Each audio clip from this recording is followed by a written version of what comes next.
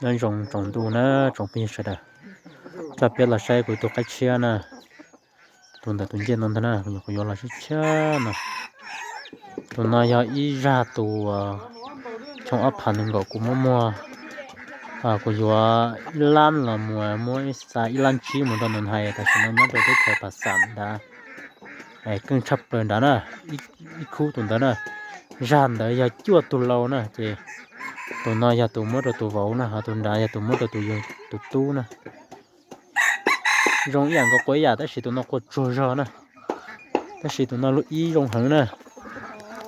sẽ là lúc ý nè, in dầu lên nó nè,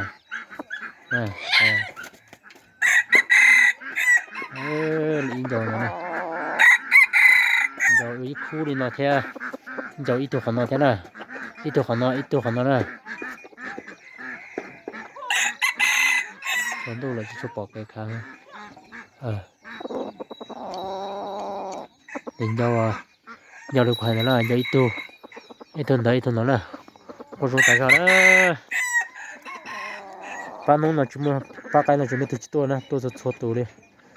cái bé xong xong nào nè tụi nó nè, thay là bé sẽ đó, cho lại chuối xong rồi nè, ở tụi sắn đá tụi sát xì ra tụi nhà cái cổ bỏ vào mỗi rồi tụi tí lo nhất tụi sát tới chìm cả lại,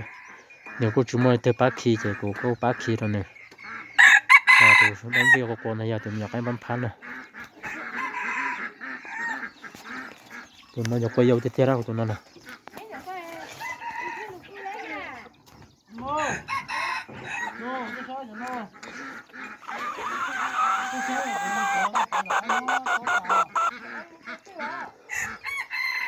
Qua rong ta nè tụi nó nè,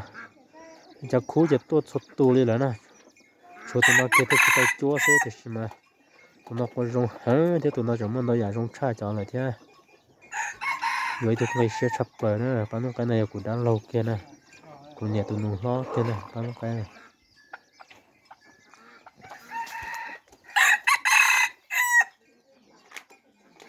Thay là nó phải ra nên chỉ gặp qua chỉ chơi chỉ lấy trên đó có lộ tròn đủ lại